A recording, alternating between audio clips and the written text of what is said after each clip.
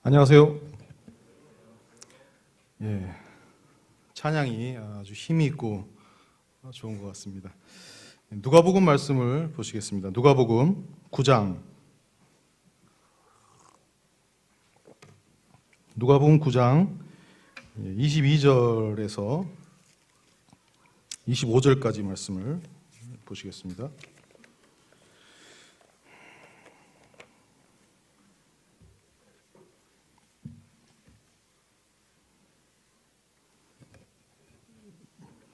누가복음 9장 22절에서 25절까지 말씀 한 절씩 교독하시겠습니다.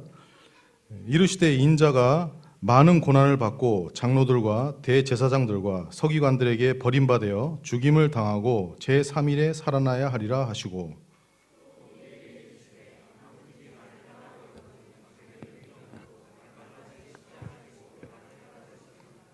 누구든지 제 목숨을 구원하고자 하면 잃을 것이요 누구든지 나를 위하여 제 목숨을 잃으면 구원하리라.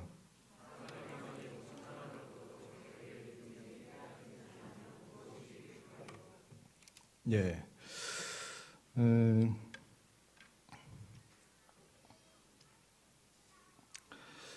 오늘 이 말씀을 이렇게 보게 되면 주님이 주님을 따르는 데 있어서 어떻게 해야 되느냐, 그런 부분들을 좀 중점적으로 주님이 말씀하고 있습니다. 그런데 이제 이 말씀이 나오기 이전에 어떤 일이 있었냐면 신앙 고백의 사건이 나오죠.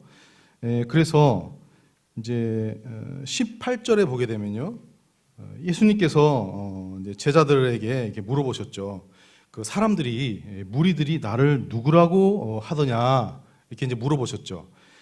그러니까 이제 제자들이 이제 들었던 얘기를 할 거 아니에요. 뭐 이런저런 얘기를 합니다. 그래서 이제 19절에 보게 되면 뭐 세례 요한이라고도 하고 엘리야다, 뭐 옛 선지자 중에 한 사람이다, 뭐 이런 얘기를 이제 하게 됩니다. 그런데 20절에 그러면 너희는 나를 누구라 하느냐, 이렇게 이제 물어보시죠. 그때 이제 베드로가 대답하되 하나님의 그리스도이시니다. 주는 그리스도시요 살아계신 하나님의 아들이시니다. 이런 이제 놀라운 신앙 고백을 이렇게 하게 됩니다. 저희도 이 신앙 고백을 하죠. 저희도 구원받기 전에는, 지금 세상 사람들은 예수님에 대해서 예수님은 하나의 성인이다, 좀 훌륭한 분이다, 뭐 좀 인격적인 분이시다, 뭐 기적을 베푸시는 분이시다, 뭐 이렇게 얘기를 하죠. 그러나 저희들은 주님이 저희의 죄를 대신해서 죽으시고 부활하시고 나의 영원한 주님이 되시는 그러한 주님으로 저희는 주님을 영접했죠.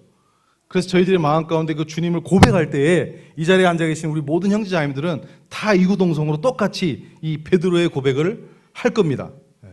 주님은 살아계신 하나님의 아들이시요, 하나님이시라는 얘기잖아요. 그리스도시다. 우리를 구원해 주시기 위해서, 우리를 영원히 통치하시기 위해서 이 땅에 오신 예수 그리스도라는 그 신앙의 고백을 하게 됩니다.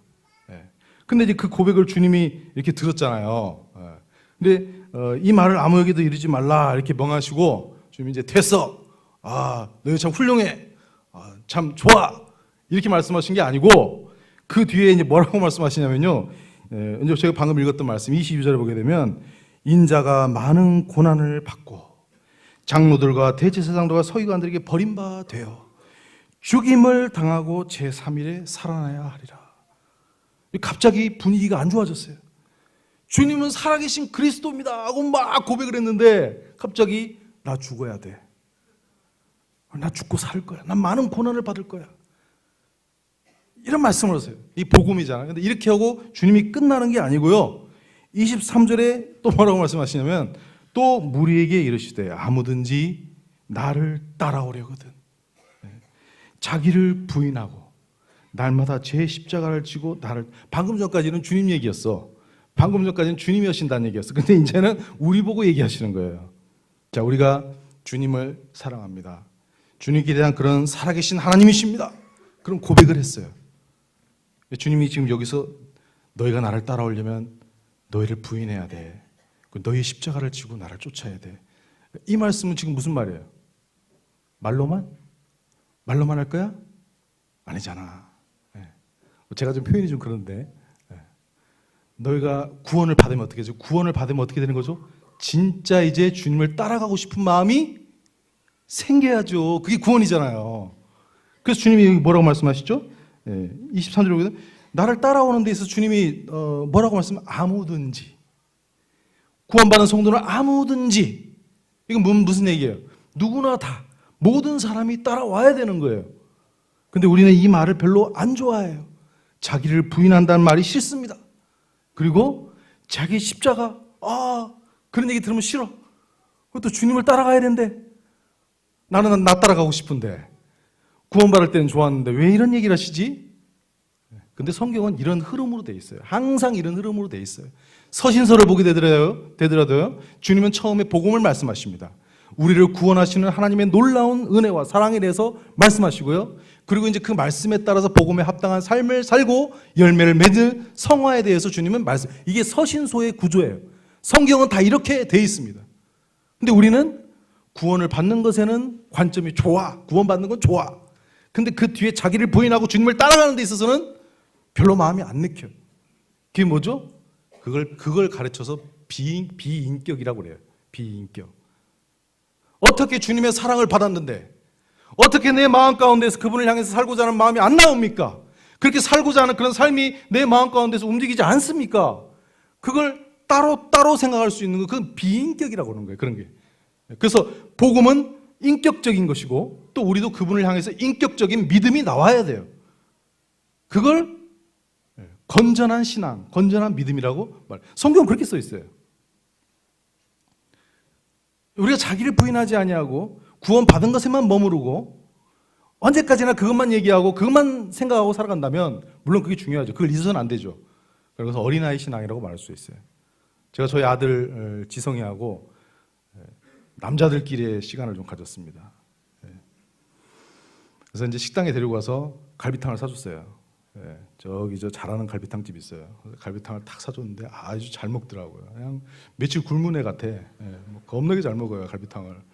그런데 속도가 안 나. 먹는 속도가. 그래서 어려서 그러나 하는데 굉장히 막 빨리 먹어. 근데 왜 이렇게 속도가 안 나나 봤더니 파를 빼고 먹는 거야.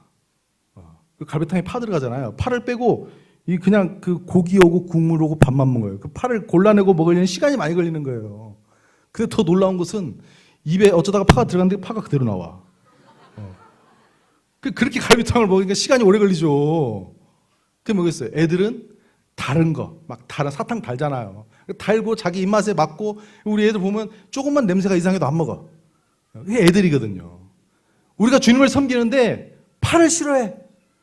자기 부인하는 거, 그거 파야. 그거 싫어. 그거 안 먹을 거야. 어린아이 신앙이에요. 조금 좋지 못한 말로 말한다면 유치한 신앙입니다. 초등학교 다닐 때가 있었는데요. 시간이 지나면 6년이 지나고 그러면 중학교 들어가야죠. 중학교 들어가는 나이가 자라야지 했잖아요. 근데 중학생이 됐는데 나이는 중학생인데 중학생처럼 안 살고 있다면, 초등학생이라면, 여전히 유치원생이라면, 나이는 중학생인데 여전히 유치원생이라면 뭔 문제가 있는 거예요. 주님의 말씀은 너무나 놀랍습니다. 자기를 부인하고. 이게 뭐죠? 이게 복음입니다. 나 좋고, 나 잘되고, 나 육신적으로 편안하고, 나 잘되는 거, 나만 잘되는 거, 그래서 천국 가는 최고의 축복, 행복해. 이것만 복음이 아니고요. 사랑하는 주님을 위해서 나의 생애를 드리고자 하는, 그렇게 살고자 하는 그런 마음이 있어서, 때로는 고난이 있고 힘듦이 있고 어려움이 있지만 자기를 부인하고 그렇게 주님을 위해 살고자 하는 거, 그게 행복이고 그게 살아가는 가치이고 그게 복음이지요. 우리는 복음을 보는 관점에 대해서 인간적이고 육신적이고 그런 생각들이 변화가 올 필요가 있습니다. 왜 우리는 주님이 자기를 부인해야 한다고 하는데 왜 우리는 자기를 부인해야 하는가?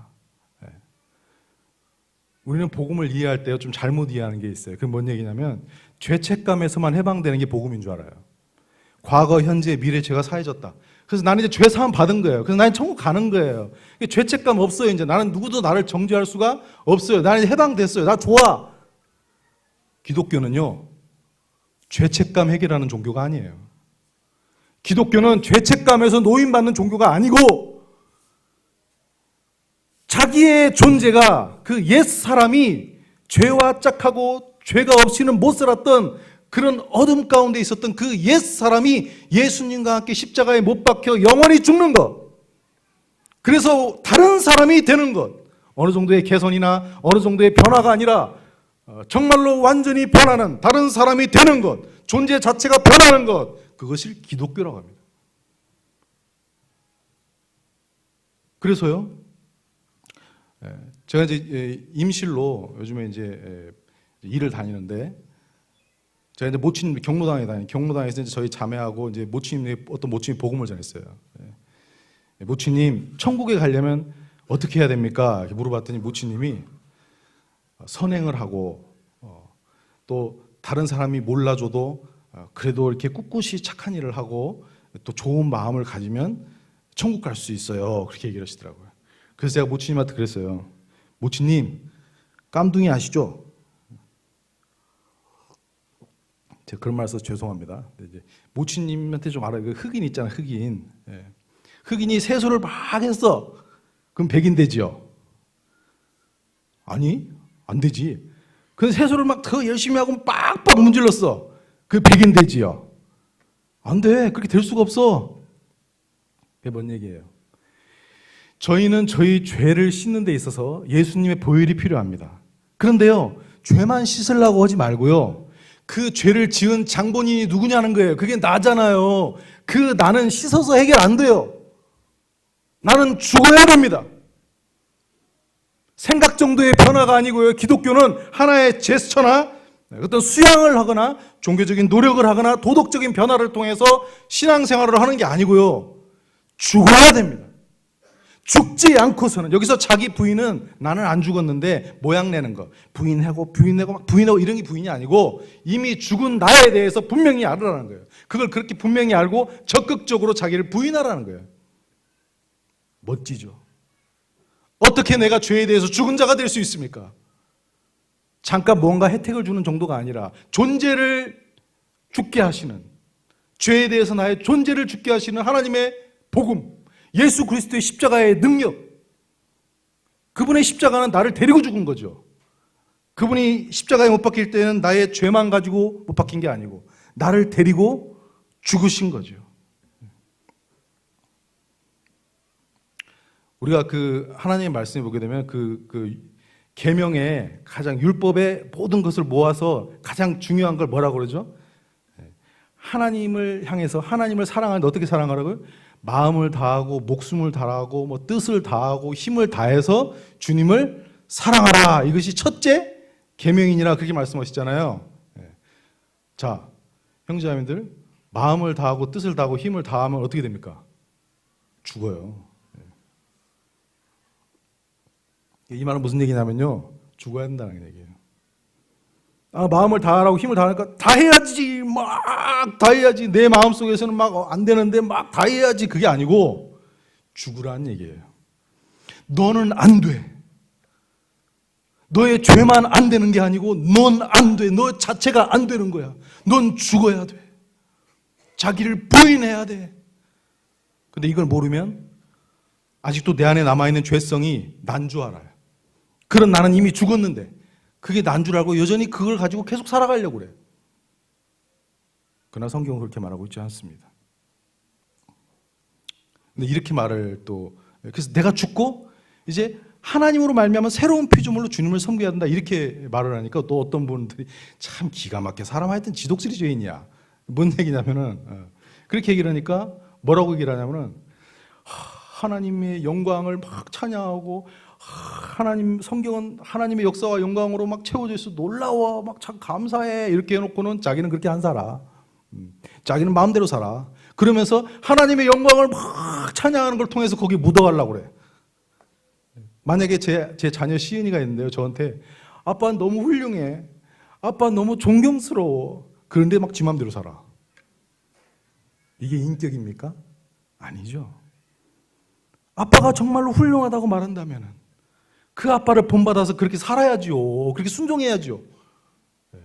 여기서 나로 안 되고 내 자아가 죽었고 이제 주님으로 해야 된다는 얘기는 주님으로, 성령으로, 은혜로 더 분명하고 더 충성되고 더 놀랍게 해야 된다는 걸 말하는 거죠.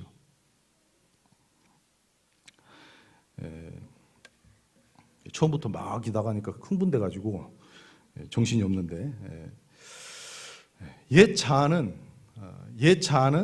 성령님이 하시는 일이 싫어요. 그래서 죽어야 한다는 거예요. 안 되는 거예요. 가능성이 없어요. 그러면 제가 한번 적어봤어요. 우리 그 옛 자아, 구원받기 전에 그런 나, 육신적인 나, 그 모습이 어떤 것들이 있는가? 죄와 관련된 모든 나예요. 그게 과거고 현재고 미래고 뭐 죄와 관련돼 있는 모든 나. 또 그러니 시기. 하여튼 저는 이걸 좀 생각할 때 우리가 구원받고 나서 이후에요 좀 시기할 수 있어요. 가끔씩 그렇게 시기할 수 있어요. 그건 괜찮아. 그런 대로. 왜냐하면 그게 버릇이 남아있으니까. 근데 이게 그냥 똑같아. 구원받기 전이나 후나 10년이 지나 20년이 지나도 그 시기하는 게 똑같아. 변화들 안 해. 그건 지금 뭐겠어요? 그 시기하는 내가 죽었다는 걸 지금 모르는 거예요. 그걸 같이 데리고 가는 거야. 그런 옛날에 그런 모습들. 그걸 게으른 거. 주님을 섬기는 데 있어서 게으른 거. 그걸 불순종하는 거. 교만한 거. 또 율법적이고 또 방종적이고 또 세상을 추구하는 거. 또 주님을 섬기는 데 소극적인 거. 이거 다 내 옛 모습이에요. 이거 다 죽은 거예요. 그리고 불신앙. 그리고 고집. 그리고 정말 아주 고질적이고 뿌리 깊은 그 인간의 정. 정말 인본적이에요. 정말로 그거 사사롭고 인본적인 거예요. 이거 어떻게 생각하냐면 제가 쉽게 예를 들자면은 우리 교회 지금 장로 형제님, 특히 이제 유인가 형제님 계시잖아요. 그러면 유인가 형제님을 장로, 하나님이 세우신 장로잖아요. 근데 어떻게 생각하냐면 호반촌 이웃집 아저씨로 생각하는 거예요. 물론 호반촌 이웃집 아저씨 맞죠. 네. 그리고 정명화 형제님이나 저나 뭐 집사 형제님이나 다른 교회 이제 교사 뭐 리더 형제님들은 그냥 여기 동네 사람이에요, 그냥. 이런 인본적인 생각, 아주 지긋지긋한 그런 인간적인 생각. 이 교회를 누가 세우셨습니까? 이 옹골 성촌교회를 누가 세우셨습니까? 주님이 피로 값주고 세우신 교회가 이 교회예요. 근데 어떻게 생각하냐면 송천동에 있는 교회예요, 그냥. 그래서 교회를 쉽게 판단하고 교회의 치리에 순종하지 아니하고 장로의 권위를 가볍게 여기고, 그건 지금 무슨 얘기야? 내가 하나님인 거야. 내가 하나님이야. 장로? 나보다 학벌이 안 되던데. 나보다 직장에서 돈을 많이 못 벌던데. 장로? 에이. 교회? 뭐 그냥 뭐 옹골 성촌교회 뭐 믿는 거지 뭐.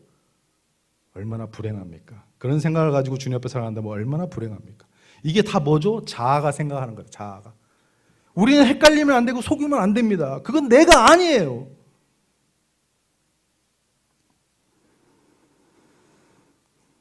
그리고 자기 사랑하는 거. 자기를 너무 사랑해서, 자아는 자기 사랑하는 거예요. 그래서 누가 나 조금만 건들면 그저 신앙생활 10년, 20년, 30년이 돼도요, 그렇게 거룩하게 그렇게 하다가 누가 나 조금만 건들면 에이 이러고 막 싸워. 이게 뭡니까? 이걸 보고 누가 전도를 받겠어요? 기독교는 이렇게 시시한 종교가 아닙니다. 내가 죽는 거지요. 주님으로 사는 거지요. 그리고 이기적인 거. 자기밖에 몰라. 자기만 위해 살아. 쾌락, 악하고. 그리고 또 하나 말씀드리고 싶은 건 이제 지금 제가 몇 가지 말씀하신지 아세요? 17가지 말했어요. 마지막 18가지. 교활해요. 왜냐하면 죄를 지으려면 교활해야 하거든. 이게 변명을 잘하고 합리화를 잘합니다. 군대에서 죄송합니다. 저는 군대를 사주 훈련만 받고 왔습니다. 형제님들 이해해 주시고, 군대에서 불침번을 쓰잖아요. 불침번을 내무반 앞에서 탁 이렇게 지킨단 말이죠. 불침번을 서. 근데 이제 일직사관이 이렇게 이제 순찰을 하는 거예요. 제대로 잘 지키고 있나 없나. 이렇게 갔는데 어떤 내무반 왔더니 불침번이 없어. 이게 어떻게 된 일이냐고 문을 열고 들어갔더니 자고 있네. 세상에. 불침번이 자고 있어. 그래서 기상 했더니 그냥 거기 있는 군인들이 막 다 벌떡 일어나. 근데 그 자고 있는 그 불침번 당번을 안 일어나. 그래서 가서 이불 속에 들어있길래 야, 너 뭐더냐? 지금 불침번 서야지. 그랬더니 뭐라고 한 줄 아세요? 잠복근무 중입니다. 잠복근무하고 있대. 참 말 너무 잘해. 누가 잠복근무하라고 했어요? 개인전도 캠프 때 어렵게 생각할 하나도 없어요. 개인전도 캠프 때 우리 형제 자매님들 다 어떻게 하나가 돼서 직장 다니는 형제는 못 나올 때 있죠. 그러나 문자 받으면 기도하죠. 마음을 같이 하죠. 그리고 못 가서 더 미안해라 하죠. 그리고 어떻게든 시간을 내서 같이 와가지고 또 한 명이라도 또 전도 올려고 막 구두자 명단 내고 이렇게 해가지고 같이 합니다. 그런데 그럴 이유가 없는데 안 나와. 함께 하지도 않아. 그래서 주님이 갔어요. 주님이 찾아가서 너 지금 못 오고 있어. 그랬더니 잠복근무 중입니다. 형제자매님들 잠복근무 하시는 분들 없으시죠? 교활합니다. 정직해야 돼요. 진실해야 돼요. 하나님 앞에서 꾀부리고 자기 마음대로 살고 그러면서 하나님께 영광을 돌리니까 마치 자기가 잘 사는 것처럼 생각하고 잠복근무한다고 그런 말이나 있었고 그러면 안 됩니다. 자기를 부인해야 합니다. 저도 제 육신은요 우리 형제는 다 똑같지만요 예를 들어 중국인 선교 한번 생각해 보시고요. 중국인 선교 차량 봉사 매주 토요일마다 가야 돼요. 이제 지금 곧 개강하잖아요. 매주 토요일마다 차량 봉사 가야 돼요. 근데 막 한 5, 6대가 갑니다. 중국인 태우러. 그러면 그 시간 가고 싶은 사람 누가 있어요? 우리 형제는 다 신령하셔가지고 그런 얘기인데 4시간 가지고 싶지. 나도 내 여가 시간이 있는데 토요일인데 토요일에 그 주말 얼마나 좋아. 그 황금 같은 시간에 내가 그 가서 봉사해야겠냐고. 내 육신. 또 가면 그냥 가나요? 기름값. 자, 한 번은 괜찮아. 자, 한 달 동안? 아니 1년 동안? 몇 년 할지 몰라. 그러면 내가 한 달 동안 기름값을 계산해 봤을 때 이거 차고가 보통 문제가 생기는 게 아니야. 육신이 그걸 좋아하겠어요? 싫어. 개인전도 캠프 때 와야 되는데 뭐 기도 같이 오고 이렇게 동참해야 되는데 개인전도 캠프가 웬 말이냐? 나도 먹고 살기 힘들어 죽겠는데 막 이러고 있어. 그게 육신입니다. 우리 교회는 어떤 교회입니까? 자기를 부인하지 않으면 하나님의 역사가 나타나지 않습니다. 우리 교회 자랑하는 게 아니고요. 있는 대로 말해요. 우리가 자기를 부인하는 교회예요. 작년에 주일학교 교사들이 어떻게 하는지 알아요? 그냥 수시로 애들, 저도 이게 집에 데려다가 재워봤는데 그냥 난리가 아니야. 그냥 잠을 잘 수가 없어. 아이고, 처음에 한두 번 할 때 힘들더라고요. 보통 일이 아니구나, 이게. 청년들은 그냥 가만히 앉아가지고 교제하다가 자면 돼. 근데 주일학교는 막 떠들고 댕기고 그냥 막 당구, 포켓볼 치고 막 보드게임하고 그래도 힘이 남아가지고 막 놀아. 정신이 그냥 하나도 없어. 그런데 가서 막 찾아가고 막 밥 사주고 햄버거 사주고 막 인라인 스케이트 막 타다가 넘어지면서 막 같이 타고 막 사진 찍는데 막 이러고 사진 찍고 막 이렇게 해가지고 작년에 17명 더 해줬어요. 자기를 부인하니까 17명 더 해지는 거예요. 근데 또 이 육신은 또 악해가지고 뭐라고 해석하냐면 그렇게 노르니까 온 거지 뭐. 노니까 좋았으니까 왔겠지. 그런 애들 다 떨어져. 금방 떨어져. 이렇게 또 해석하는 거야. 아주 육신은 집요해. 학생부. 지금 최상이잖아. 예배 때 보면 학생부가 다 드리는 것 같아. 예배를. 저번에 학생부 MT를 가서 제가 복음을 전했어요. 복음을 전하고 나서 그룹 교제를 하는데요. 이 학생들이 눈빛이 그냥 바짝바짝 빛나는데 내가 저리 잘못 온 줄 알았어요. 그리고 막 복음에 대해서 막 더 들려달라고 그러고 막 상담을 해달라고 하고 막 울기도 하고 막 이러는데 지금 어떻게 교육을 잘못 받았나? 이 학생들이 맞아? 그리고 막 끝나는데 시간이 아쉽다는 거예요. 더 해달라는 거예요. 그래서 제가 굉장히 충격을 받고 왔어요. 학생부. 청년부. 지금 우리 교회 부서와 팀에 소속이 안 된 데가 없어요. 우리 청년들이 다 가서 섬기고 있어요. 우리 청년들을 싹 거기서 부서와 팀 다 빼고 나면요. 썰렁할 거예요. 그렇게 해서 그리고 중국 유학생 스텝이 다 청년들이 대부분이에요. 놀랍지 않습니까? 이게 다 어떻게 되냐? 자기 부인하니까 되는 거예요. 아까 말했지 그 육신적으로 자기 하고 싶은 대로 하고 그렇게 한다면 어떻게 되겠어요? 이 교회 이렇게 자기를 부인할 때에 주님의 임재가 있는 것이죠. 왜? 자기가 비워지고 자기가 부인되어지고 자기의 육신적인 요소들이 없어지니까 그때 성령님이 임재하시고 하나님이 마음대로 이 교회에 역사하시고 충만하게 임하시는 거죠. 자기를 부인하고. 시간이 벌써 이렇게 되거든요. 그래서요, 또 주님께서 뭐라고 말씀하시냐면 23절에 보게 되면요, 자기를 부인하고 거기서 끝나는 게 아니에요. 제 십자가를 지고 이렇게 말씀해요. 예수님이 지셨던 십자가의 무게는 50kg에서 90kg 정도가 된다고 그래요. 그거를 예수님이 지신 거예요. 그리고 십자가형의 특징은 뭐냐면요, 빨리 안 죽게 만드는 거예요. 오랫동안 고통을 받다가 죽게 만들기 위해서 그걸 고안해낸 게 십자가형이에요. 그래서 이 십자가 이렇게 매달려가지고 있잖아요. 안 죽는 거야. 죽고 싶어도 안 죽는 거야. 며칠이고 안 죽는 거야. 근데 맹수들이 와가지고 발도 막 뜯어먹고, 새들이 위에서 막 쪼아먹고 그 고통을 다 감수하면서 그렇게 안 죽고 있는 거예요. 그게 십자가형이에요. 양 손목에 못을 받고요. 손바닥에 받으면 찢어지니까. 양 손목에 못을 받고 양 발목을 교차해서 발목에 못을 박든지 아킬레스건에다 못을 박든지 발등에다 못을 박았어요. 그건 치명적인 상처는 아니에요. 그것 때문에 죽지는 않거든요. 그리고 그냥 호흡이 안 되잖아요. 호흡이. 몸이 다 탈진됐기 때문에. 그러니까 숨을 쉬려면 어떻게 해야 되겠어요? 그 십자가가 그냥 맨들맨들한 오늘날처럼 이게 인테리어는 그런 나무가 아니에요. 거칠거칠한 가시가 막 나오는 그런 나무라. 거기에 한번 숨을 쉴 때 올라가고 숨을 내쉴 때 내려가고 그렇게 고통을 당하면서 며칠이고 이렇게 있어야 되는 그게 십자가 고통이라고요.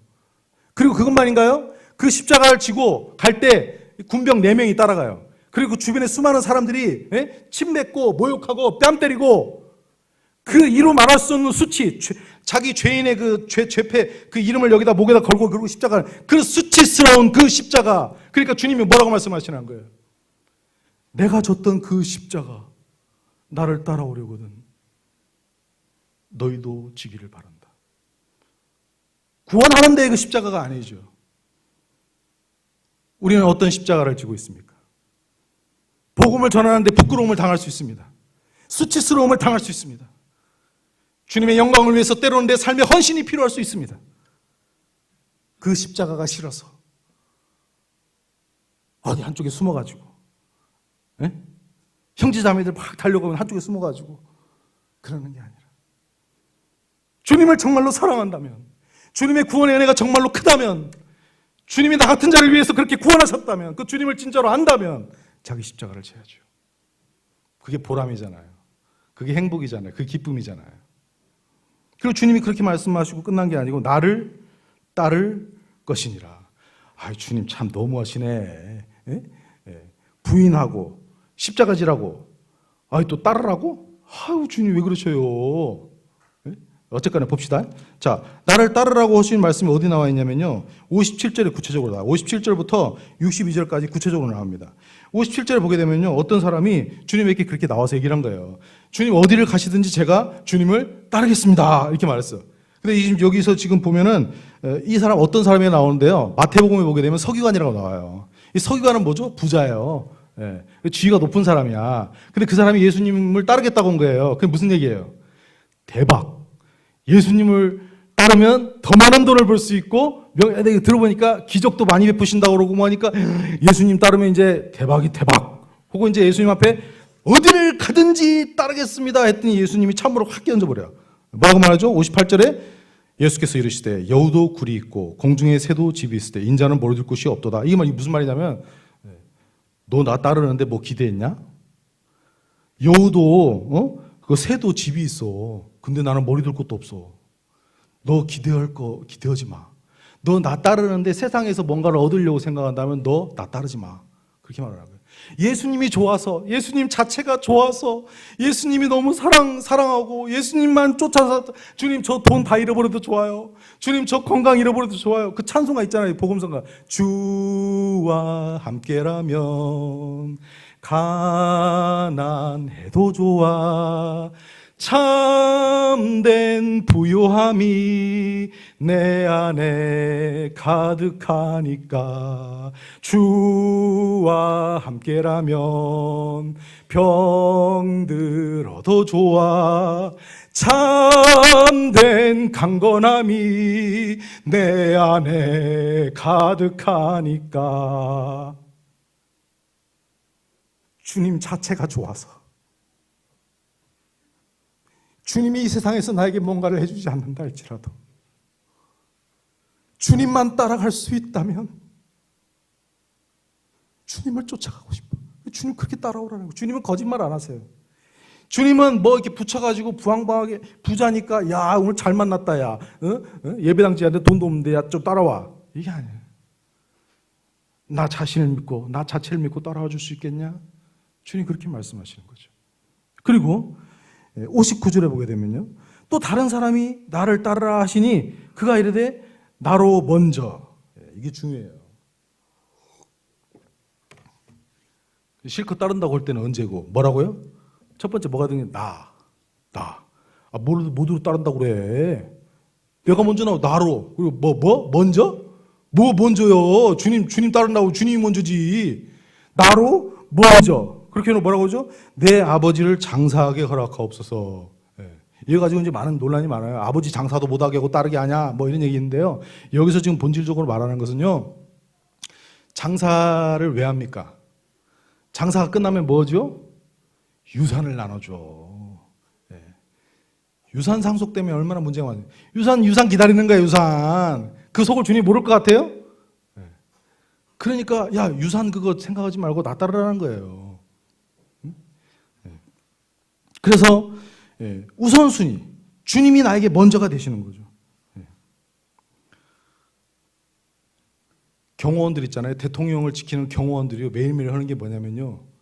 죽는 연습을 한대요. 대통령 지키다가 죽는 연습을 한대요. 매일매일. 대통령을 위해서도 목숨을 바쳐서 죽는 연습을 하는데 이 세상을 다 합쳐도 주님 앞에서는 먼지보다 못하고 만왕의 왕이시고 만주의 주가 되시는 그 주님 앞에 부름을 받아서 그 주님을 따르는데 나로 먼저? 이게 복음입니까?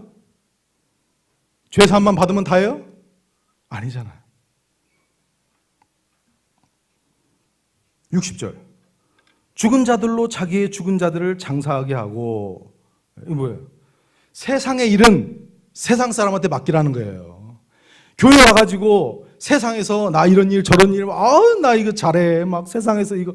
그러니까 그거는 세상 사람 다 할 수 있는 거잖아. 그러니까 세상 사람들 뭐 잘하라고 그래. 너 뭐 해야 돼? 하나님 나라 전파해야지. 사람을 살릴 수 있는 명약을 가지고 있어. 이게 약을 내가 줘야만 살아.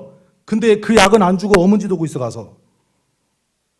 복음을 가지고 있으면 복음을 전파해야죠. 사람을 참으로 살리고 참으로 행복하게 만드는 그 복음을 가지고 있으면서 세상 일에 바빠가지고 그냥 그리스도인으로서 직장인이죠. 우리는. 그리스도인으로서 사업가. 정체성이 분명해야 됩니다. 직장인으로서 그리스도인이 아니고 그리스도인으로서 사업가죠. 밖에 나가서 세상에서 일을 하는 것은 우리의 부업이죠. 그걸 뭐 소홀히 한다는 얘기가 아니라 성실하게 해야죠. 그러나 마음이 어디에 있죠? 주일학교, 교회 학생부, 청년부, 교회 노년부, 교회 모든 교회 어떻게 하면 교회를 더 세울까? 어떻게 하면 더 영혼들을 주님께 이끌까? 이게 사랑이잖아요. 이게 사랑 그렇잖아요. 영혼들 주님 십자가에 죽기까지 하신 그 일 나도 본받아서 그렇게 하고 싶은 거. 거기에 내 모든 것들을 헌신하고 같이 따라주는 그 사랑. 그거 하고 싶어하는 그런 마음들. 61절에 나로 먼저 내 가족을 작별하게. 하여튼 끈질겨. 가족을 작별하게. 가족이 중요하죠. 그러나 주님보다 먼저가 될 수는 없습니다. 주님을 사랑하는 사람이 가족을 사랑하는 사람이죠. 자, 더 쉽게 예를 들자면 신랑 신부가 있어요. 신랑 신부가 사이가 너무 좋대. 막 손잡고 어디를 가도 손잡고 다녀. 우리 형제는 손잡고 다니시기 쉽지 않잖아요. 손잡고 사이가 너무 좋아. 근데 교회를 주일 안 오고 여행 가 둘이. 그게 가족입니까? 그 주님 안에 참된 가족이에요? 손 잡고 아내가 여행 가자 그러면 무슨 소리야? 교회 와야지. 교회 와야지. 이래야지. 아유, 같이 가. 큰일 나는 거예요. 주님이 나에게 우선순위. 내 가족들이 그렇게 하는 거예요. 우리 어머니가 저에게 성일아 가지마. 선교 가지마. 어머 어때? 마음이 약해지잖아. 그래? 엄마? 그럼 가방 내려놔. 가지마. 그러면 내려놓고 안 가? 그게 주님이 그거 다 아시는 거예요. 그렇게 변할 것 같아요. 그렇게 해서 주님을 못 따라가는 사람이 한둘이 아니야. 자, 마지막에 62절에 같이 한번 읽어보시겠습니다. 62절 시작. 예수께서 이르시되 손에 쟁기를 잡고 뒤를 돌아보는 자는 하나님의 나라에 합당하지 아니하리라. 쟁기를 잡고 밭을 이렇게 이제 일구잖아요. 그건 고랑을 만들기 위한 거잖아요. 근데 쟁기를 잡고 밭을 이렇게 일구다가 뒤를 자꾸 돌아다보면 고랑이 어떻게 되겠어요? 삐뚤 빼뚤 삐뚤 빼뚤 그렇게 되겠죠? 고랑을 반드시 파야지. 적어도 하나님 나라에 일을 한다면서 자꾸 막 여기서 누가 돈 많이 번다고 아파트 몇 평? 자동차 보충? 이러냐. 하나님 나라 전도는 그냥 되든 말든 그냥 교회는 어떻게 되든 말든 그냥 세상에 막 내 마음이 다 가 있고. 기드온의 300용사를 주님께서 추리실 때 어떻게 추리시죠? 첫 번째, 두려워하는 자 다 집에 가라고 그랬어요. 왜 두려워했겠죠? 전쟁이 두려운 게 아니에요. 하나님의 일을 하는 게 싫은 거예요. 왜? 세상이 좋으니까. 그래서 두려운 거예요. 다 집에 가라는 거예요. 그리고 또 추렸어. 300명. 어떻게 추렸죠? 물가에 가서 물을 먹는데 지금 전쟁 상황이잖아요. 그런데 무릎 꿇고 앉아가지고 여유 있게 이렇게 떠먹으면 어떻게 하죠? 가. 그러는 거예요. 성경에 써 있어요. 근데 긴장하고 서서 물을 막 핥아먹는 사람이 있어요. 혹시라도 지금 적군이 들어올까 싶어서. 구두자가 막 교회 오면은 긴장하고 어디 구두자 있어? 어디? 어떻게 하면 사랑하고 어떻게 하면 섬길까? 이래야죠. 그 300명 주님이 추리신 거예요. 바알에게 무릎을 꿇지 않았던 7,000명의 백성들, 바알에게 입 맞추지 않냐고 무릎 꿇지 않았던 7,000명의 백성들, 전혀 용납하지 않고 전혀 타협하지 아니하고 주님을 사랑하고 주님께 자신의 모든 것을 단 한 마음을 가지고 주님께 나아가는 그 7,000명의 백성들. 우리는 어떤 사람이 되고 싶습니까? 금송아지 사건 때 주님께서 뭐라고 말씀하셨죠? 하나님 편에 설 자와 금송아지 편에 설 자, 둘 중에 하나. 가운데 자리는 없어요. 자기를 부인하지 않기 때문에 가운데 자리를 자꾸 찾는 거예요. 하나님 편에 설 자, 아니면 금송아지 편에 설 자. 3월부터 새벽 기도가 시작되고 화요 자매가 시작되고 금요 대그룹이 시작되고 3월 16일 개인전도 캠프가 시작되고 4월 달에 침례식이 있습니다. 우리 사랑하는 형제자매님들, 주님이 오실 날이 머지 않았습니다. 온고원 성천교회가 어떤 교회가 돼야 되겠습니까? 기드온의 300용사. 쟁기를 잡고 뒤를 돌아다보지 아니하고 하나님이 아니면 나의 인생은 아무 의미가 없다고 생각하고 하나님 편에 서는 바알에게 무릎을 꿇지 않았던 그 7,000명의 백성처럼 그렇게 행복하게 그 복음 가운데서 그 사랑으로 하나가 되어서 달려가는 그런 교회가 되었으면 좋겠습니다. 기도하시겠습니다. 아버지 하나님, 참으로 감사를 드립니다. 주님이 흘리신 주님의 보혈은 저희를 방종하게 하고 더 세상적인 것을 추구하게 하고 육신적으로 살아가게 하는 것이 아니라 저희를 참된 나라, 하나님의 나라를 구하게 하시고 참된 주인이신 하나님을 섬기게 해주시고 그 영광스러운 걸음을 갈 수 있도록 부르신 그 부르심에 순종하고 나아갈 수 있도록 저희를 불러주시며 참으로 감사를 드립니다. 영골 성천교회가 그렇게 주님 앞에 깨어있는 자가 되어서 하나님을 기쁘시게 하고 하나님을 사랑하는 그런 교회가 될 수 있도록 주님 축복해 주시기를 원합니다. 오늘의 모든 말씀을 참 감사드리옵고 예수님의 이름으로 기도드리옵나이다.